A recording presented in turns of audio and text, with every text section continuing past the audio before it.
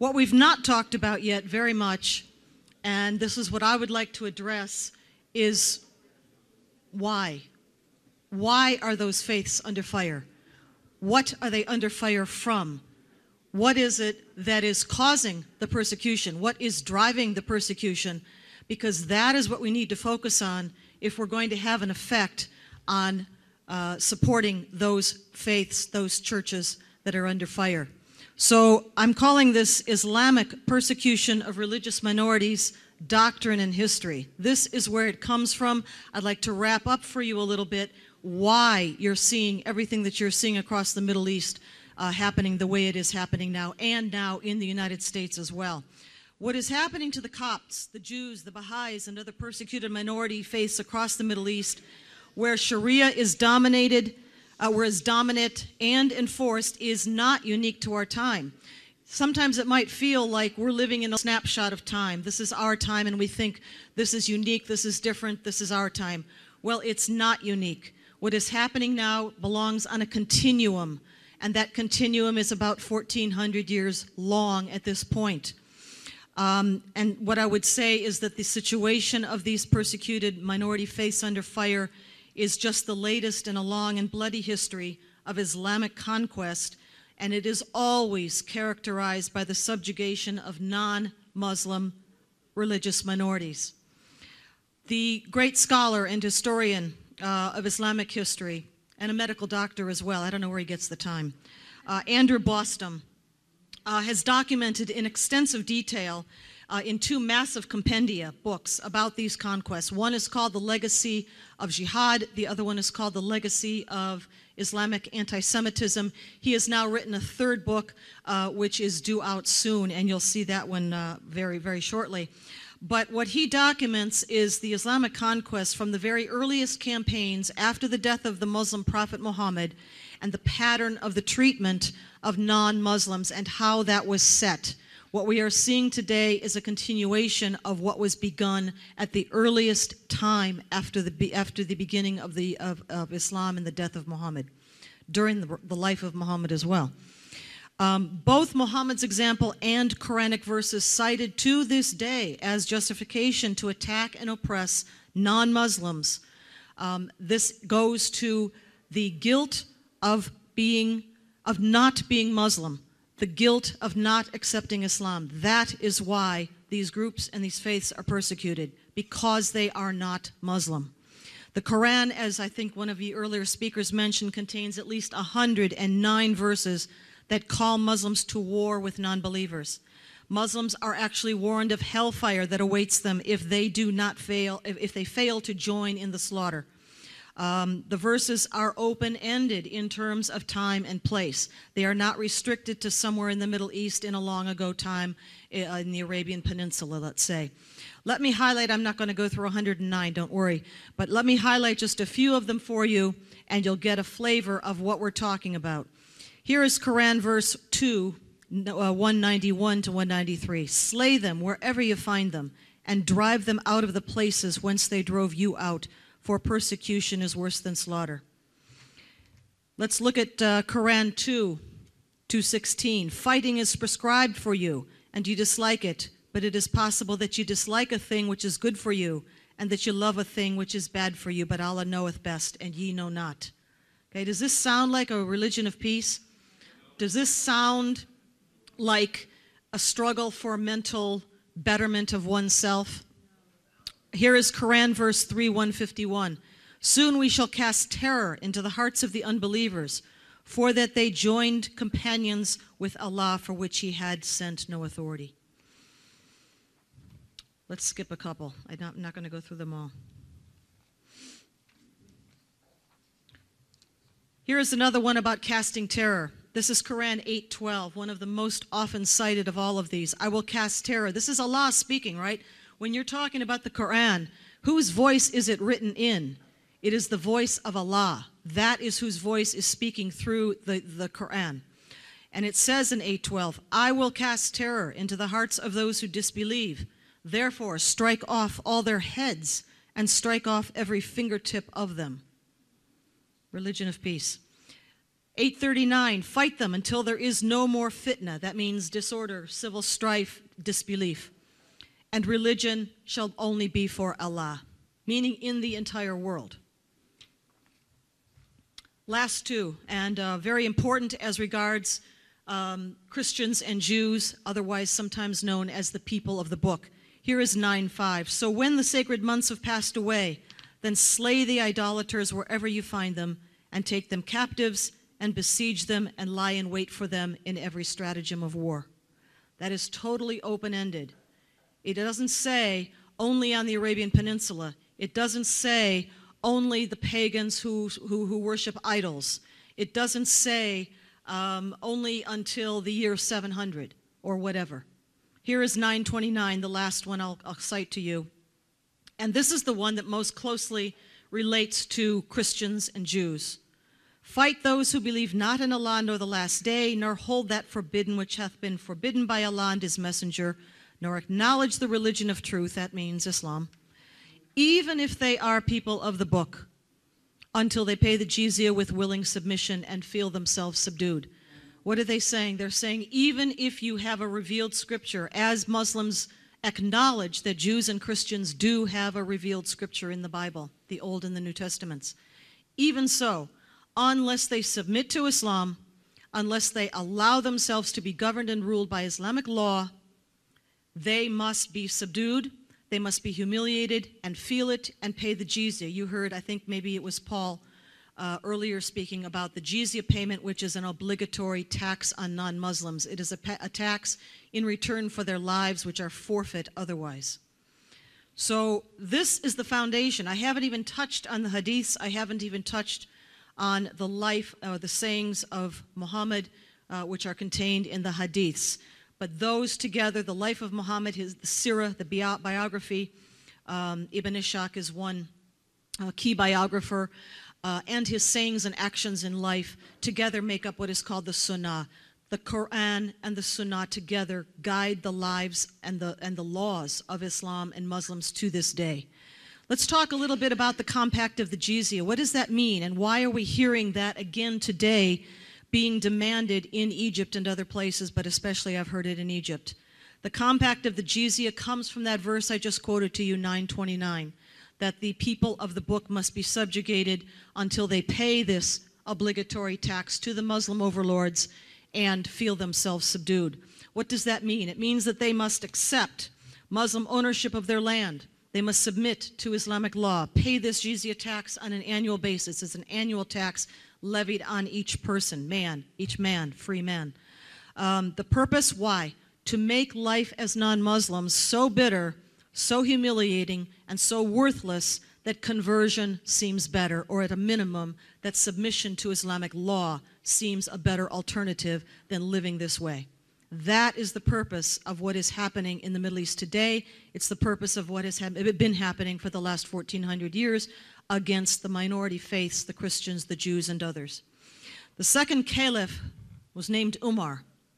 And you heard earlier this morning, Cynthia was talking about the pact that has become known as the Pact of Umar. That caliph, the second caliph, had overrun after the death of Muhammad, so many lands of the Middle East, not just what became the Arabian Peninsula, but the entire Middle East, which was in the majority, and still at that time then, Jewish and Christian, that he had to have some way of dealing with all of these conquered peoples. They were not going to murder every last one of them, we're talking millions, and they were not going to convert them. So they said, okay, you can have a third choice. Third choice, by the way, title of a very excellent book by Mark Dury, which describes exactly what I'm going to talk to you about. The third choice, you do not have to convert or die, you may submit. That's the third choice. And so the second Caliph Umar created something known as the Pact of Umar. It's become known to us, at least, as the Pact of Umar. And it can be found in Islamic books of law.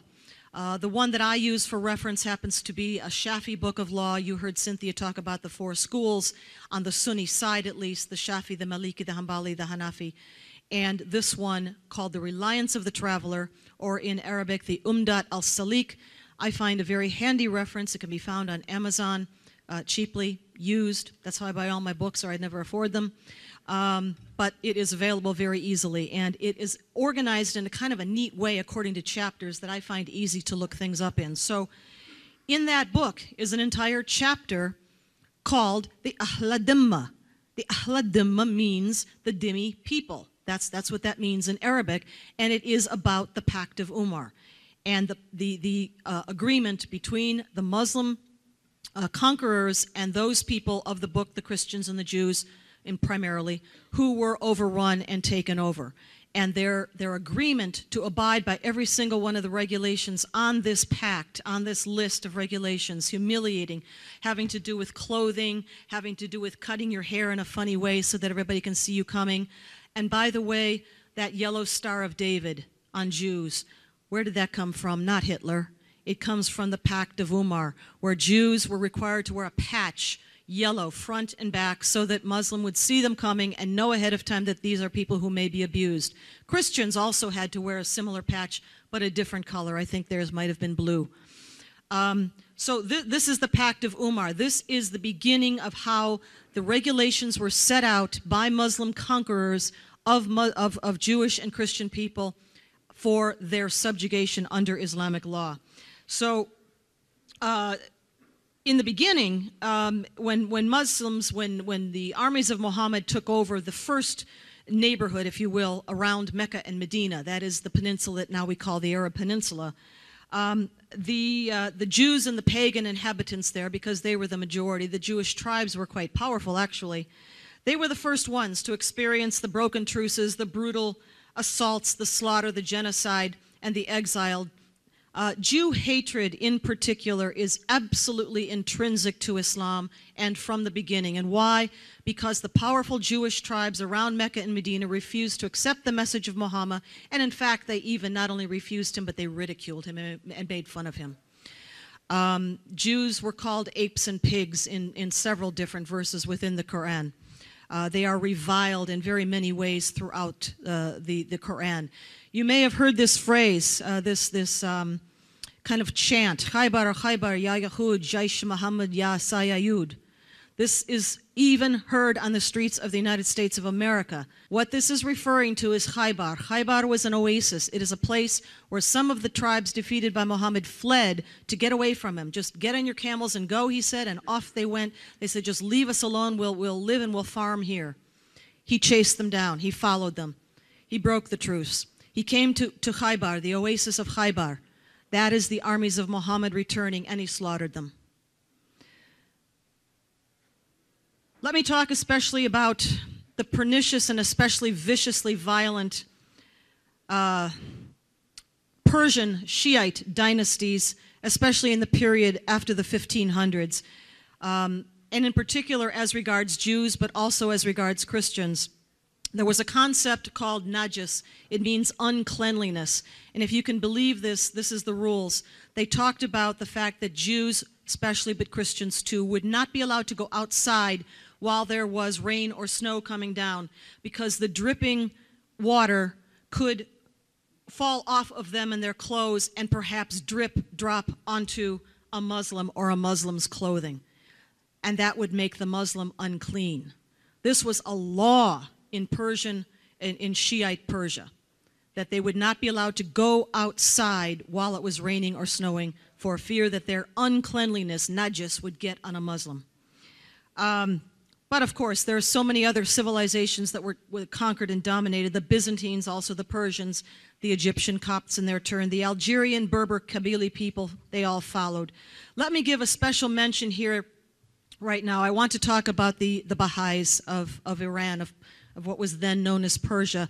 The founder of this faith, it is a monotheistic faith, was called Baha'u'llah. He's a Persian nobleman from Tehran in the mid-19th century, the middle 1800s. He founded a faith that is monotheistic. It talks about and calls for the spiritual unity of mankind in a peaceful global society. But because he came after the Prophet Muhammad and he lured people away from Islam, he was considered an apostate and a heretic. Savage persecution by the Persian Shiite establishment followed. Tens of thousands of Baha'is have been murdered. Their literature is banned. Their jobs and university entry are denied to them. Marriages are not recognized. Their national center in Tehran was destroyed in 1955 with the government sanction. I'm talking modern times here, not just the 15, 16, 1700s. This is now. This is happening now. It became much worse after the 1979 revolution in Iran. The persecution is now an official Iranian government policy against the Baha'is. Their holy places, their shrines, their cemeteries have been desecrated and destroyed, hundreds jailed and executed. Their basic participation in society is denied. Today, there are about 300,000 Baha'is still living in Iran. It's the largest religious minority in Iran. The Jewish population there has dwindled to a mere few tens of thousands. Religious hatred, bigotry, apostasy, heresy are the rule against these Baha'is. Guess where now the World Baha'i Center is located? In Haifa, in Israel. I was there only a few weeks ago. I saw the center. It's a magnificent building on the top of a hill at the end of a street in Haifa, and that is where the Baha'is have found refuge and tolerance for their religion. All right. Excuse me. Let's talk a little bit more about this history of conquest and blood to put this in context to how we got to where we are today. When a Muslim conqueror named Amr conquered Tripoli, Libya, in the year 643, this is just after Muhammad's death, he forced the Christian and the Jewish Berbers to give their wives and children as slaves to the Arab army. That was part of their jizya payment. Let's jump to 846. They are now at the gates of St. Peter's Basilica in Rome. It was sacked by the Muslims in that year. The reason today that you've got a walled city within a city of the Vatican within the city of Rome is precisely because of these attacks coming out of the Muslim world, the Muslim armies coming up into Italy. Al-Andalusia, that is the Iberian Peninsula. There was no golden age if you weren't a Muslim. The Cordoba Caliphate, which ruled for about 800 years, contained harems of thousands of captured Christian women. Slavery was the law there. Pogroms against Jews and Christians, incessant. Bati Yeor is a wonderful scholar on this topic. See her book, Islam and Dimitude. Out of the Cordoba Caliphate were incessant armed annual raids sent northward to the surviving, still Christian Spanish kingdoms, the Basque regions of what is now Spain, into France, all the way into the Rhone Valley, and over to Sicily and across the Italian coastline.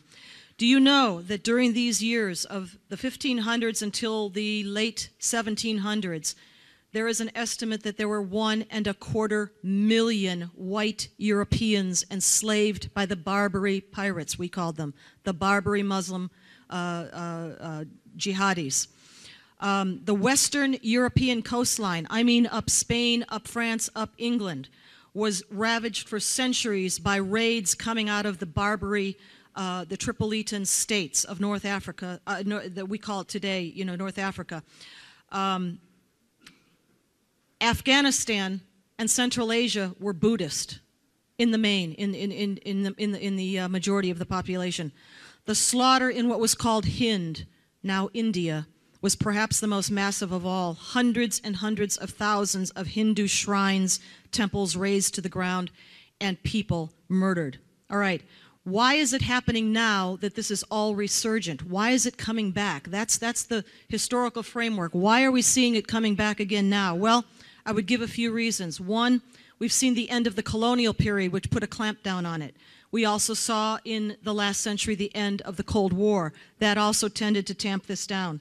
We have seen the deep and the broad infiltration of Western education funded by Saudi and other Gulf money. We have seen the rise and the toleration of Islamic organizations like the Muslim Brotherhood. And we have seen an alliance rise up between Islam and the left. Read Jamie Glazoff on this or David Horowitz. And in the 21st century, I'm sorry to say, the United States government itself has now become penetrated, either not understanding or just outright co-opted. The Arab Spring, so-called, aided and abetted by the United States, NATO, and the West, we've seen an al-Qaeda Muslim Brotherhood takeover of the Middle East, of parts of it, and the other part of it, as Walid Faris would say, went to Iran. The secular dictators were taken down in 2011. It is the monarchs who will be targeted this year in 2012. Monarchs in particular, meaning Jordanian monarchy and the Saudi monarchy. That is what is coming next. The re-imposition of Sharia. When these forces become dominant, they take over. That historically brief interruption that actually spanned probably most of our lives in the 20th century, and we got to thinking this was normal, it was an aberration. It was an interruption. It is now ended. It's finished. The Iranian Revolution in 1979, the Arab Spring, so-called, last year, this year, and going on. In Egypt, the persecution, the assault, the attacks, the rapes, the slaughter of the Christian Copts is ongoing. The destruction of churches and monasteries, you've seen a lot of that earlier today. I will give you an interesting perspective, again, from scholar Andrew Boston, who talks about an 18th century scholar who was at Al-Azhar. His name was Sheikh Damanhuri. And he talks about how Damanhuri was upset at the construction of a church in Cairo back then in the 18th century. That means the 1700s. And the response is illustrative, very much, I think, of what is going on today exactly. He calls it, as a medical doctor, pathognomonic. He means it's a disease, it's a sickness. Church constructions by Christians is viewed by some of these Muslims as a form of emasculation. That is what Damanhuri said, the sheikh from Al-Azhar. This week, this just past week, we had a priest in Cairo. His name is Reverend Macarius Bolus. He was sentenced to, I think it's 6 months in jail. Why? For making repairs to his church, which had previously been burned by a Muslim mob. And the reason, because he built it back up 2.5 meters too tall, they said. That goes directly back to the Pact of Umar. That goes directly back to the feelings of Muslims who are feeling emasculated because the church got built too high. Church construction and repairs are considered by these Muslims an elimination of their manliness. Muslim mobs, let's go on, elsewhere in the world. Muslim mobs in Kosovo are attacking graveyard crosses and destroying churches. Jordanians, during the years between 1948, when Israel got its independence, and 1967, when they reconquered in a defensive war the lands around them that are now Judea, Samaria, Gaza. The Jerusalem Old City was under the control of the Jordanians, the Jordanian monarchy of King Hussein at that time. During that time, and again, I just got back from Israel and I've just seen this place with my own eyes again. The old city of Jerusalem and the Jewish quarter contained thousands of Jewish graves and also many, many mosques. Many synagogues. These were utterly destroyed completely by the Jordanians in that time. Nobody said a word. We just see a video this past week in Libya, in Benghazi. They're desecrating the graves, attacking crosses. You might have seen that on YouTube. All right, let's just turn very quickly, and I'll conclude here. In Syria, the Christians, oddly enough, have been protected by the Assad regime. It's very odd to think this, but the Christians there and in Iraq were both actually protected by those horrific dictators, atrocious, brutal dictators. But they know, those Christians in Syria, that if Assad is overthrown, their situation will drastically worsen. And worse than that, many of them are themselves exiles from Iraq. Assyrians and Chaldeans fled Iraq when we left, the United States left Iraq, and during the ethnic cleansing of Iraq and the assault against Christians. They now are in Syria, and where do they go now? At least part of the anti-Assad opposition is the Islamic Jihad, is Al-Qaeda, it's the Muslim Brotherhood, it's Turkey, and the United States government. All right, finally, wherever Sharia is imposed and enforced, the minorities will be subjugated and abused. It's not just about the Middle East, as you heard the congressman speaking a moment ago. It's about whether Western civilization will be merely a footnote in Islamic history, or whether we will summon the willpower to defend what our Judeo-Christian inheritors of the legacy of Athens, Rome, and Jerusalem have bequeathed to us. Thank you.